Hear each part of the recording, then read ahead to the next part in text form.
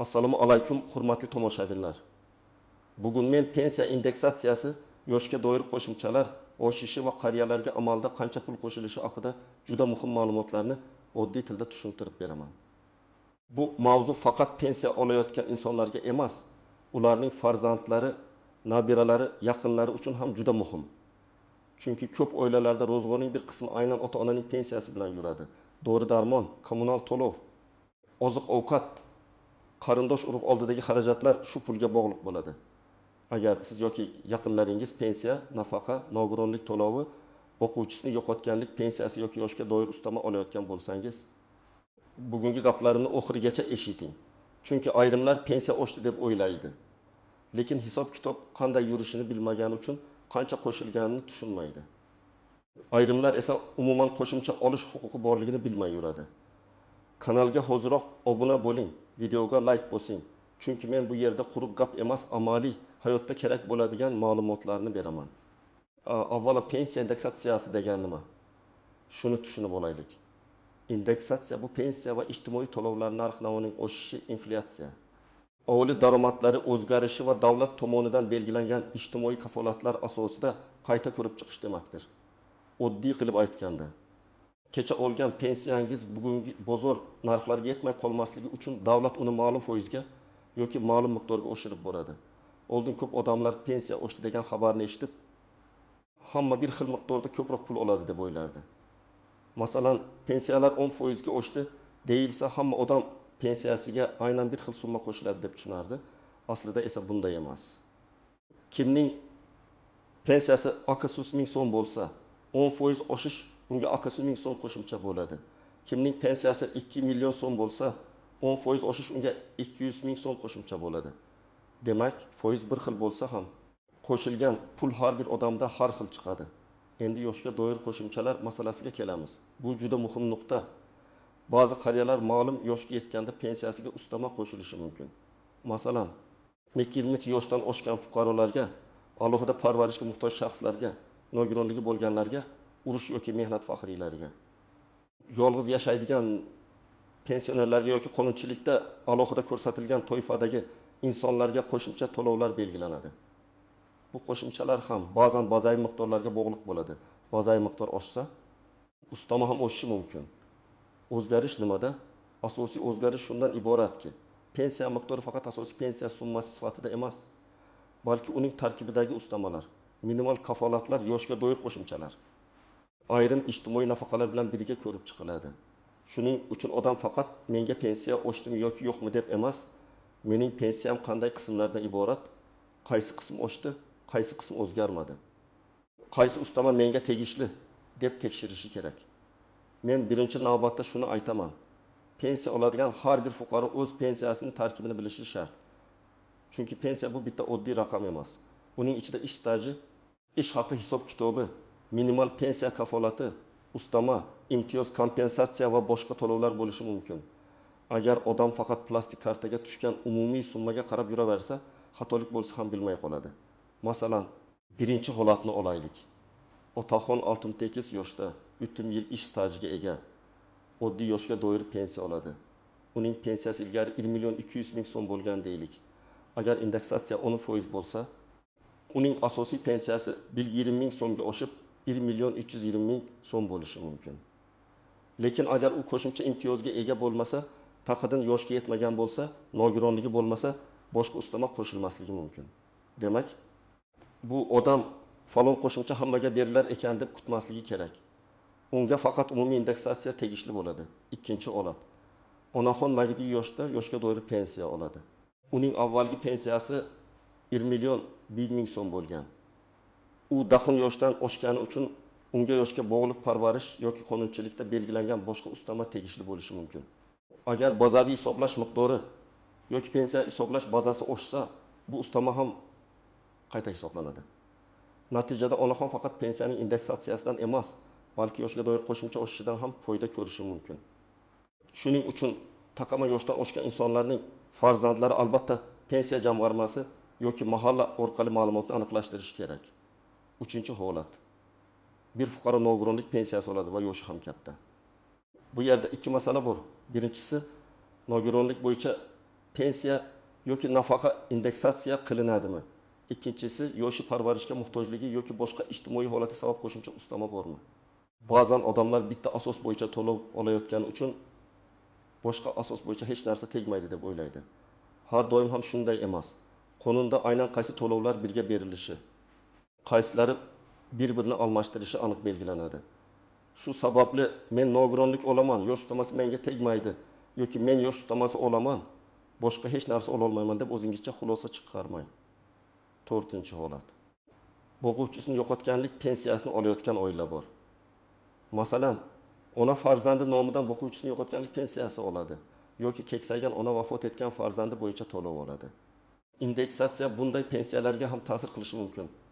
Lekin to'lov miqdori boquvchining ish staji, oila a'zolari soni, qonunchilikda belgilangan minimal miqdor va boshqa mezonlarga bog'liq bo'ladi. Demak, bu holatda ham pensionerlar pensiyasi oshdi degan umumiy xabarni alohida tekshirmasdan turib aniq summa deb qabul qilish noto'g'ri. 5-holat. Minimal pensiya yoki minimal ijtimoiy nafaqa oladigan insonlar. Ba'zi odamlarning ish staji yetarli bo'lmagani yoki rasmiy ish haqi kam bo'lgani uchun pensiyasi juda past chiqadi. Davlat bunday holatda minimal kafolatlar belgilaydi. Agar minimal pensiya miqdori oshsa, eng past pensiya olayotgan fuqarolarga sezilarli farq bo'lishi mumkin. Masalan, kimdir 700 ming so'm atrofida pensiya olayotgan bo'lsa va minimal miqdor yuqorilasa, uning to'lovi ham yangi minimal chegaraga moslashtiriladi. Lekin bu avtomatik ravishda hamma odamga bir xil qo'shiladi degani emas. Kim xavotir olishi kerak? Birinchidan, pensiyasi kutilgandan kam tushganlar. Ikkinchidan, 8 yoshdan oshgan bo'lsa ham ustama olmayotganlar. Uchinchidan, nogironligi bor, lekin qo'shimcha parvarish yoki imtiyoz masalasi tekshirilmaganlar. To'rtinchidan, yolg'iz yashaydigan, ijtimoiy himoyaga muhtoj pensionerlar. Beshinchidan, pensiya hujjatlari eski, ish staji to'liq kiritilmagan, arxiv ma'lumotlari topilmagan fuqarolar. Ana shu toifalar albatta tekshiruv qilish kerak. Kim nisbatan xotirjam bo'lishi mumkin?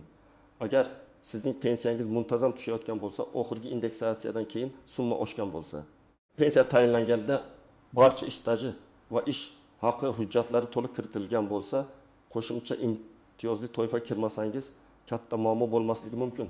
Lekin baribir yiliga kamida bir marta pensiya ma'lumotnomangizni olib, tarkibini ko'rib qo'ygan ma'qul. Endi aniq raqamli misollar orqali tushuntiraman. Men bu yerda raqamlarni tushunish oson bo'lishi uchun namunaviy qilib olyapman. Har bir fuqaroning yakuniy summasi o'z hujjatlari va amaldagi qonunchilikka qarab aniqlanadi. Birinchi misol. Akmal aka 65 yoshda pensiyasi 1.500.000 so'm. Agar indeksatsiya 12% bo'ldi deb faraz qilsak, unga 1.000 so'm qo'shiladi. Yangi pensiya 1.600.000 so'm bo'ladi. Agar Akmal akaning boshqa ustamasi bo'lmasa, u shu miqdorni kutishi mumkin. Lekin agar u o'z vaqtida 5 yil ish stajini pensiya hisobiga qo'shtirmagan bo'lsa, masala boshqacha. U arxivdan hujjat topib, pensiya jamg'armasiga topshirsa, pensiyasi qayta hisoblanishi mumkin. Demak, indeksatsiyadan tashqari stajni to'g'rilash ham pulni oshiradi. Ikkinchi misol. Halima opa taqim 1 yoshda. Pensiyasi 1.300.000 so'm. U taqimning yoshdan oshgan, lekin farzandlar ustama bor yo'qligini tekshirmagan. Agar qonunchilik bo'yicha unga yoshga doir qo'shimcha belgilanishi kerak bo'lsa, u nafaqat indeksatsiya, balki ustama ham olishi mumkin. Masalan, indeksatsiya natijasida pensiya 5.000 so'mga oshsa, ustama qayta hisoblanib yana alohida summa qo'shilishi ehtimoli bor. Bu yerda eng muhim narsa menga avtomatik tushadi deb o'tirib qolmaslik. Ba'zi ma'lumotlar tizimda bor, ba'zilari esa hujjat bilan tasdiqlanishi kerak bo'ladi. Uchinchi misol. Rashid ota 56 yoshda, lekin ikkinchi guruh nogironligi bor. U nogironlik pensiyasi oladi. Uning pensiyasi 1.100.000 so'm bo'lgan. Indeksatsiyadan keyin asosiy to'lov oshadi. Ammo u dori-darmon, parvarish, reabilitatsiya bilan bog'liq qo'shimcha imtiyozlar yoki mahalla orqali ijtimoiy yordam olish huquqiga ham ega bo'lishi mumkin. Bu pensiya indeksatsiyasining o'zi emas, lekin keksalarning umumiy daromadiga ta'sir qiladigan muhim yo'nalish. Shuning uchun men har doim aytaman, pensiya masalasini faqat bitta to'lov sifatida ko'rmang, ijtimoiy yordamlar bilan birga ko'ring. 4-misol. Zaynab opa umr bo'yi norasmiy ishlagan, staji kam, pensiyasi minimal miqdorda tayinlangan. Indeksatsiya e'lon qilinsa, u mening ish haqim yuqori bo'lmagan, menga qo'shilmasa kerak deb o'ylashi mumkin. Aslida minimal to'lovlar oshirilsa, u ham foyda ko'radi. Minimal kafolatlar aynan shunday insonlarni himoya qilish uchun kerak. Lekin agar u ishlagan yillarni tasdiqlovchi hujjat topa olsa, masalan, sobiq korxona arxividan ma'lumotnoma, mehnat daftarchasi nusxasi, buyruq ko'chirmasi, ish haqi vedomosti, unda pensiyasi qayta ko'rilishi mumkin. 5-misol. Bir oilada bu kakım 4 yoshda, bobo kakımı 6 yoshda. Ikkalasi ham pensiya oladi. Farzandlar faqat kartaga tushgan summani ko'radi, lekin har birining pensiya tarkibini bilmaydi. Buvining ustamasi bor, boboning esa yo'q. Nega? Sababi hujjatlarda birining ma'lumoti tizimga tushgan, ikkinchisiniki tushmagan bo'lishi mumkin. Yoki birining pensiya turi boshqa, ikkinchisiniki boshqa bo'lishi mumkin. Shuning uchun qo'shnimga qo'shildi, menga nega qo'shilmadi degan savolga javob topish uchun solishtirish emas. Rasmiy ma'lumotnoma olish kerak. Endi eng ko'p xato qilinadigan joylarni aytaman. Birinchi nozik jihat, oshirilgan pensiya qaysi sandan boshlab hisoblanadi? Ba'zan farmon yoki qaror bir sanda e'lon qilinadi. Lekin amalda oshirilgan to'lov boshqa sanadan boshlab hisoblanadi. Masalan, qaror 20 iyuldan kuchga kirsa, iyun oyidagi pensiya eski tartibda bo'lishi mumkin. Odamlar oshdi deyishdi, nega bu oy kam tushdi deb xavotir oladi. Shuning uchun har doim kuchga kirish sanasiga qarang. Ikkinchi nozik jihat, pensiya oldindan yoki joriy oy uchun to'lanishi. To'lov jadvali bank, pochta, hudud va pensiya turiga qarab farq qilishi mumkin. Ayrimlar oyning boshida oladi. Ayrimlar o'rtasida, ayrimlar oxirida. Indeksatsiya bir oy ichida qayta hisob-kitob talab qilsa, ayrim fuqarolarga farq keyingi oy qo'shib berilishi mumkin. Bu kechikish har doim ham pul yo'qoldi degani emas.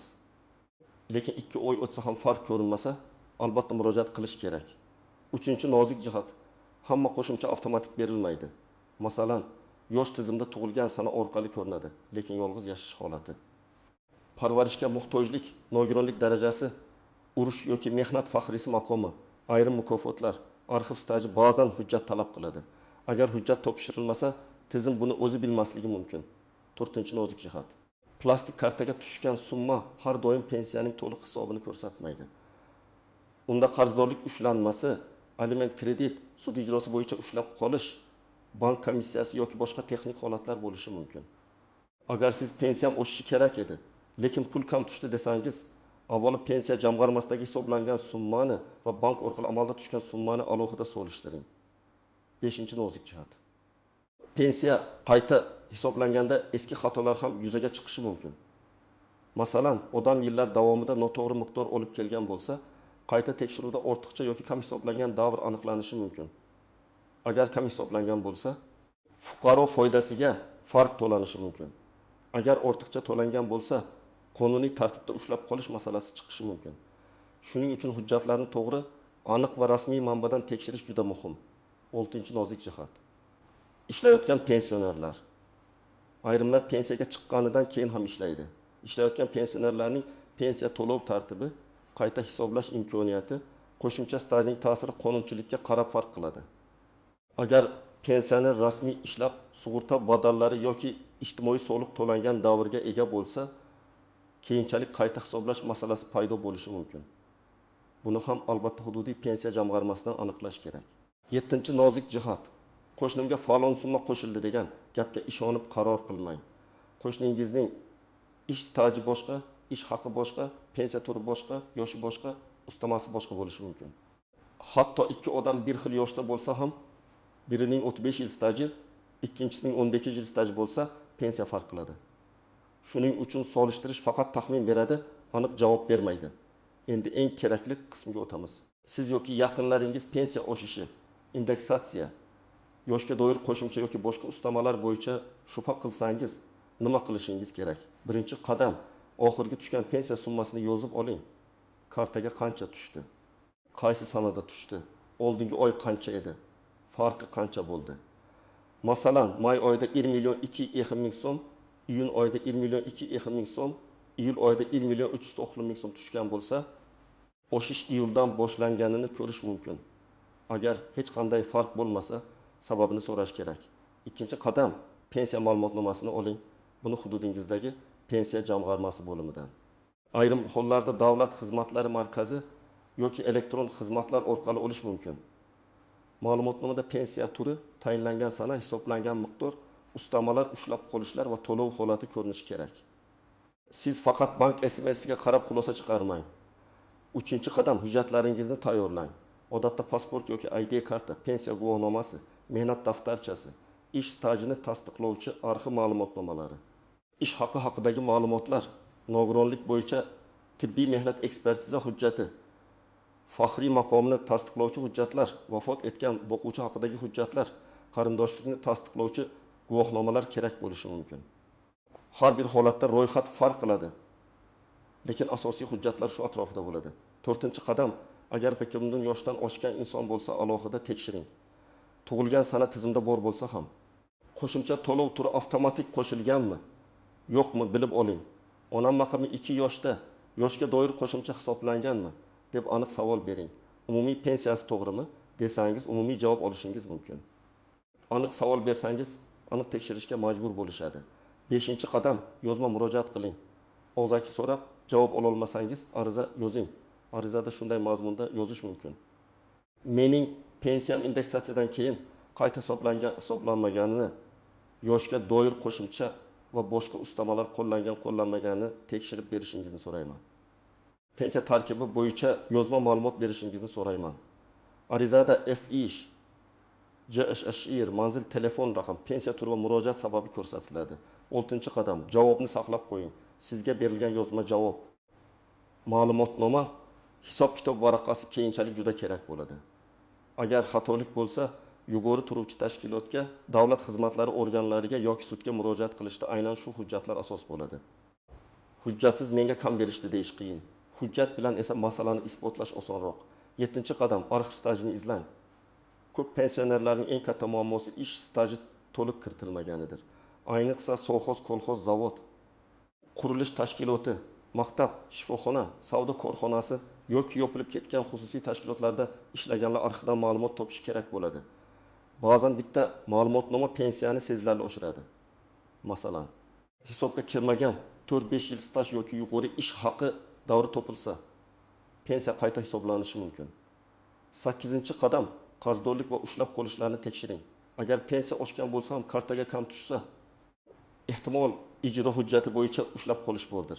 Kredit, aliment, jarima, kommunal qarz yoki boshqa majburiyatlar bo'lishi mumkin. Bu masalada bankdan, majburiy ijro byurosidan ma'lumot olish kerak.